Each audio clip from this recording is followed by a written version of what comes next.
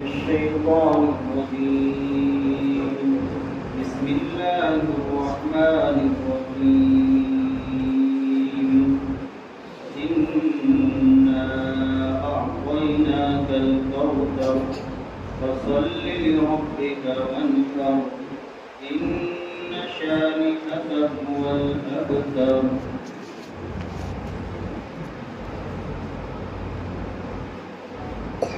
یہ سورۃ الکوثر، اس سورت کا نام ہے سورۃ الکوثر. اس سورت شریفہ کی پہلی آیت شریفہ میں کوثر کا ذکر ہے. اللہ پاک فرماتے ہیں بے شک ہم نے آپ کو کوثر عطا کی. کوثر کیا ہے؟ حضرات مفسرین فرماتے ہیں کہ کوثر کے معنی ہے خیر کثیر، یعنی بہت زیادہ بھلائی، بہت زیادہ خیر. اور بعض مفسرین فرماتے ہیں کہ کوثر یہ جنت کے حوض کا نام ہے جس سے حضور اکرم صلی اللہ علیہ وسلم اپنی امت کو پانی پلائیں گے، امت محمدیہ جس سے سیراب ہو. اور اس حوض پر برتن اتنی بڑی تعداد میں ہے، اتنی زیادہ تعداد میں برتن ہوں گے کہ جتنی زیادہ تعداد میں آسمان کے ستارے. جیسے آسمان کے ستاروں کو شمار نہیں کیا جا سکتا، تو اسی طرح حوض کوثر پر جو برتن ہوں گے ان کو بھی شمار نہیں کیا جا سکتا. حضور اکرم صلی اللہ علیہ وسلم کی امت وہاں پہنچے گی، نبی پاک صلی اللہ علیہ وسلم اس کے ذمہ دار ہوں گے، امت اس سے سیراب ہوگی. کچھ لوگوں کو منع کر دیا جائے گا، روک دیا جائے گا کہ آپ کو اس حوض کا پانی نہیں ملے گا. نبی پاک صلی اللہ علیہ وسلم فرمائیں گے کہ یہ تو میرے امتی ہے. جواب دیا جائے گا کہ آپ کو معلوم نہیں کہ آپ کے بعد انہوں نے کیسی بددینی اختیار کی، کیسے شرک میں مبتلا ہو گئے، کیسی برائیوں میں مبتلا ہو گئے. تو اس وقت انسان پر کیا گزرے گی سوچی. حضرت انس رضی اللہ تعالیٰ عنہ فرماتے ہیں، مسلم شریف میں حدیث موجود ہے کہ ایک مرتبہ حضور اکرم صلی اللہ علیہ وسلم ہمارے درمیان تشریف فرما تھے اور آپ علیہ الصلوۃ والسلام کو اونگ سے آ گئی نیند. تھوڑی دیر کے بعد آپ نبی پاک صلی اللہ علیہ وسلم مسکراتے ہوئے اٹھے. فرماتے ہیں میں نے معلوم کیا کہ آپ کے مسکرانے کی وجہ. تو نبی پاک صلی اللہ علیہ وسلم نے فرمایا کہ ابھی ابھی میرے اوپر یہ سورت شریفہ نازل ہوئی، سورۃ کوثر. اور اس سورت میں حضور اکرم صلی اللہ علیہ وسلم پر ایک بڑا انعام اللہ کی طرف سے ہوا. اور جو نبی پاک صلی اللہ علیہ وسلم کے دشمن تھے، جو آپ علیہ الصلوۃ والسلام کو طعنہ، تشنیع اور برا بھلا کہا کرتے تھے، ان کی بد انجامی کو بیان کیا گیا اور ان کو جواب دیا گیا. اللہ نبی پاک صلی اللہ علیہ وسلم کے ایک بیٹے تھے جن کا نام قاسم، ان کا انتقال ہو گیا. تو اب دشمنوں نے یہ بات اڑا دی کہ یہ شخص تو مقطوع النسل ہے، ابتر ہے، اس کی تو نسل ہی نہیں چلے گی، ختم ہو. عاص بن وائل بڑا پکا مشرک تھا. تو عاص بن وائل کے سامنے جب نبی پاک صلی اللہ علیہ وسلم کا تذکرہ آتا تو نعوذ باللہ یہ کہا کرتا تھا ارے اس کا تذکرہ چھوڑو، اس کا تذکرہ کر رہے ہو چند دن کا ہے، اس کے بعد نام و نشان ہی ختم ہو جائے گا، کوئی نسل ہی نہیں چلے گی، کوئی اولاد ہی نہیں ہے، کون نام لے گا، کوئی نام لیوا نہیں. وہ تو مقطوع النسل ہے، بے نام و نشان ہے. تو اللہ کی طرف سے یہ سورۃ شریفہ نازل ہوئی اور اس میں بتایا گیا کہ آپ بے نام و نشان نہیں، آپ کا دشمن بے نام و نشان ہے. اللہ پاک نے فرمایا انا اعطیناک الکوثر، بے شک کہ ہم نے آپ کو کوثر عطا کی، حوض کوثر کا ذمہ دار ہم نے آپ کو بنایا، خیر کثیر سے ہم نے آپ کو نوازا ہے، بڑی بڑی نعمتوں سے آپ کو نوازا ہے، دنیاوی اعتبار سے بھی آپ کے پاس بڑی نعمتیں ہیں، اخروی اعتبار سے بھی آپ بڑی بڑی نعمتوں کے مالک ہیں۔ فَصَلِّ لِرَبِّكَ وَانْحَرْ، اب غور کیجیے، اللہ پاک نے پہلے اپنی نعمتوں کا ذکر کیا اپنے نبی پر کہ دیکھو ہم نے آپ پر یہ انعام فرمایا، اتنی بڑی نعمت سے آپ کو نوازا ہے کہ آپ کو ہم نے کوثر عطا کی ہے، تو آپ اب اللہ کا شکر ادا کیجیے، اور چونکہ نعمت بڑی ملی ہے تو شکر بھی بڑی عبادت کے ذریعے کیجیے۔ اور کیا فرمایا فَصَلِّ لِرَبِّكَ، اپنے رب کی خوشنودی کے لیے نماز پڑھیں۔ نماز شکریہ کے لیے سب سے بڑی عبادت ہے، ہمیں بھی سوچنا چاہیے۔ اللہ نے ہمیں اتنی نعمتوں سے نواز رکھا ہے، صحت تندرستی عطا فرما رکھی ہے، بیوی بچے دے رکھے ہیں، مکان دے رکھا ہے، کھانے پینے کی چیزیں دے رکھی ہیں، تو اس کا سب سے بڑا شکریہ یہ ہے کہ ہم جس وقت نماز کا وقت آ جائے، اللہ کا حکم آ جائے تو اس کو پورا فَصَلِّ لِرَبِّكَ، اپنے رب کی خوشنودی کے لیے نماز پڑھی، دکھلاوے کے لیے نہیں، کوئی کیا کہے گا، اللہ کو راضی کرنے کے لیے نماز پڑھی۔ وَانْحَرْ، اور ساتھ ساتھ مالی قربانی بھی پیش کیجیے، مالی عبادت بھی کیجیے۔ یہ تو بدنی شکریہ ادا ہوا، آدمی نماز پڑھے، لیکن مالی بھی شکریہ ادا کرنا چاہیے۔ مالی شکریہ یہ ہے کہ آپ قربانی کیجیے، اللہ کی رضا کے لیے قربانی کیجیے۔ عام طور سے تو قرآن کریم میں جہاں نماز کا حکم دیا گیا ہے وہاں زکوٰۃ کا حکم دیا گیا ہے، اقیموا الصلاۃ وآتوا الزکاۃ، نماز پڑھو اور زکوٰۃ دو۔ نماز بدنی عبادت ہو گئی اور زکوٰۃ مالی عبادت ہو گئی، لیکن یہاں سورہ کوثر میں اللہ تعالیٰ نے نماز کے ساتھ قربانی کرنے کا حکم دیا ہے۔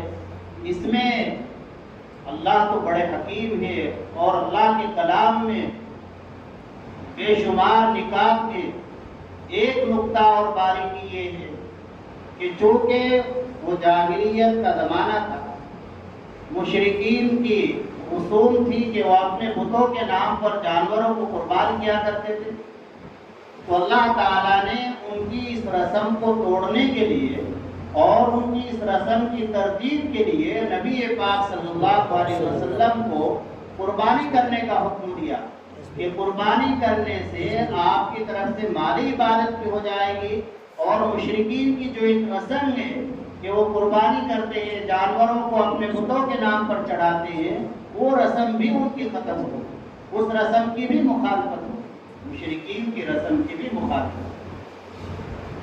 تو اللہ تعالیٰ کا شکریہ یہ ہے کہ آدمی مالی بھی عبادت کرتا رہے اور بدنی بھی عبادت کرتا رہے، نماز پڑھے۔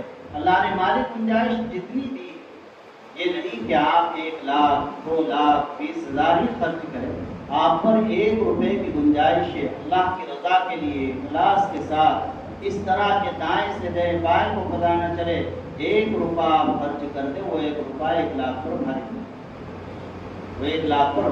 ایک آدمی آپ کو پتی ہے، وہ 1 لاکھ روپے دے رہا ہے، ایک بیچارہ مزدور ہے، وہ 1 روپیہ دے رہا ہے، اس کا 1 روپہ بھاری ہے مزدور کا، اس کے لیے تو 1 لاکھ ایسے ہی ہے جیسے 1 روپیہ۔ تو اس لیے تھوڑا بہت اللہ کے نام پر دے کر جہاں بھی جیسا موقع ملے۔ ابھی اس وقت لوگ سیلاب زدہ ہیں، پنجاب میں بہت زیادہ ہے، مسلمان بھی ہے، ان میں غیر مسلم بھی ہے۔ غیر مسلم کو زکوٰۃ تو نہیں دے سکتے، مسلمان کو زکوٰۃ دے سکتے ہیں، لیکن غیر مسلموں کی بھی مدد کرنی چاہیے۔ انسان تو ہے، انسانیت کے ناطے وہ لوگ راشن کو، دوائیوں کو ترس رہے ہیں، بھجوائی نہیں جا رہی ہے، کیٹیں بنا بنا کر بھیج رہے ہیں، باقاعدہ اس کا نظام چل رہا ہے، تو ہم سے بھی جتنا اس میں تعاون ہو سکے کرنا چاہیے، کیونکہ معلوم نہیں آج ہم ہیں کل کو رہیں گے، بعد والے کیا کریں کچھ پتہ نہیں۔ کتنے دیکھو وہاں افغانستان میں زلزلہ آیا، 800 آدمی شہید ہو گئے، 1100 کی تعداد پہنچ گئی، انہیں پتا تھا بیچاروں کو کہ کل ہمارے ساتھ کیا ہونے والا ہے، تو کچھ پتہ نہیں ہو۔ لیے جو کچھ کرنا ہے کر لو، آخر موت، زندگی میں ہی جو کچھ کرنا ہے۔ نبی پاک صلی اللہ علیہ وسلم کو تو کوئی ضرورت نہیں تھی، انہیں تو جنت کا پکا ٹکٹ ملا ہوا تھا، یہ ضرورت تھی مجھے تھا کہ آپ سے تو اولن تو گناہ ہوا ہی نہیں، اگر ہو بھی گیا وہ بھی سب معاف ہے۔ کبیرہ گناہ تو نبی سے نہیں ہوتا، اس سے معصوم ہے، صغیرہ بھی نہیں ہوتا، کوئی خلاف اولا چھوٹی موٹی چوک ہو جاتی، تو اللہ نے پھر بھی حکم دے فصلی لربک وانحر، آپ اپنے رب کی عبادت کیجیے اور قربانی بھی کیجیے، مالی عبادت بھی کیجیے۔ تو ہمیں سوچنا چاہیے کہ ہمیں کتنا کرنا چاہیے، یہ کام آنے والی چیز ہے۔ اللہ تعالیٰ اپنے لاڈلے اور پیارے نبی کو اسی بات کا حکم فرمائیں گے کہ جو بات بہت زیادہ فائدہ، بہت کام آنے والا، اور آپ کے دشمن جو آپ کو یہ کہہ رہے ہیں کہ آپ بے نام و نشان ہیں، آپ کیوں فکر کیے؟ ان شانیہ کا هو الابتر، شانیہ کہتے دشمن کو، بے شک آپ کا دشمن، آپ سے بغض رکھنے والا وہی بے نام و نشان ہے، اسی کا دنیا میں کوئی خیر کے ساتھ ذکر نہیں کرے گا۔ چنانچہ دیکھیے اللہ کے نبی صلی اللہ علیہ وسلم کا پانچوں وقت پوری دنیا میں نام لیا جاتا ہے، 5 وقت 24 گھنٹے میں اللہ کے نبی صلی اللہ علیہ وسلم کا نام لیا جاتا ہے، ایسا نام کہ جس کو ہر مخلوق سنتی، دیکھو مائکوں میں ہر مخلوق، اور آس بن وائل جیسا دشمن کون برائی کے ساتھ نام لے رہے، آج 1450 سال ہو گئے، آج تو اس کا نام برائی کے ساتھ آ رہا ہے۔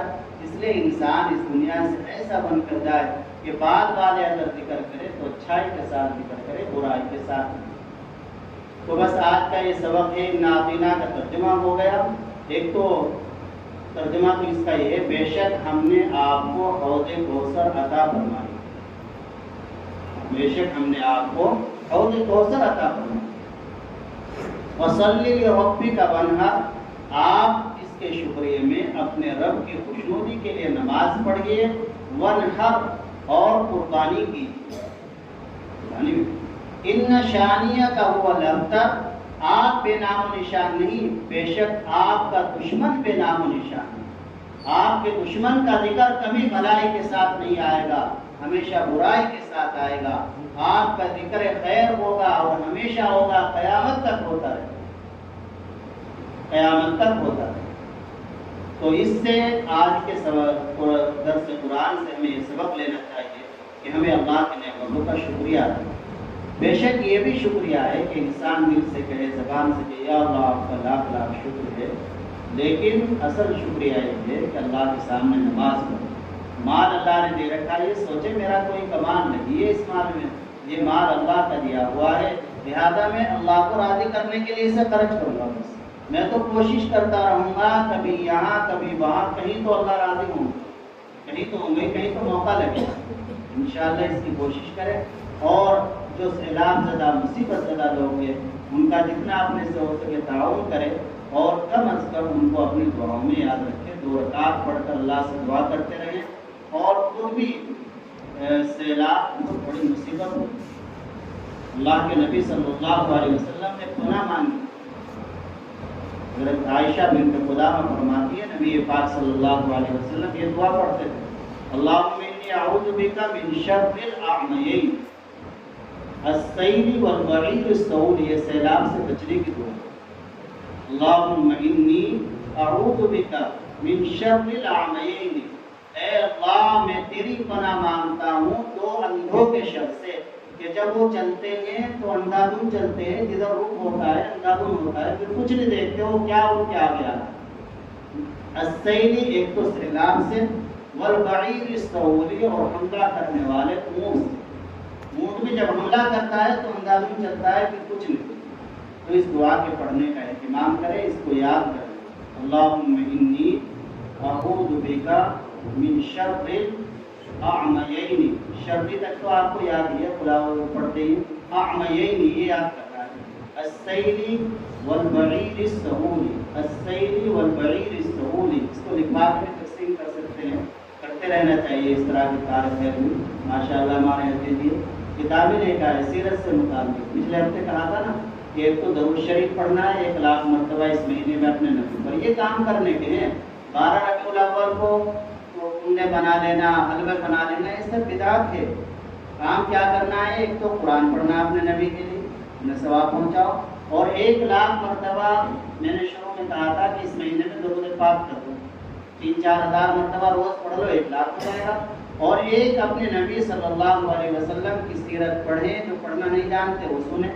تو اس کے لیے کتاب بتائی تھی سیرت و خاتم الانبیاء، تو جنہوں نے خریدی اچھا ہے، جو نہیں لے سکے پڑھنا جانتے ہیں یا گھر میں کوئی پڑھنا جانتا ہے تو ماشاءاللہ یہ لے کر آئے ہیں، آپ ان کو وصول کر لیں، میرے پاس سے لے لیں، اللہ تعالیٰ قبول فرمائے، ان کے لیے بھی ذخیرہ صدقہ جاریہ بنتا ہے۔ کتاب تو اگر کسی کو دے دی جائے، جب تک وہ پڑھی جاتی رہے گی، اسے سن کر جو عمل کرے گا قیامت تک ثواب ملتا ہے، یہ ایسا صدقہ جاریہ ہے، اللہ عمل کی توفیق عطا فرمائے۔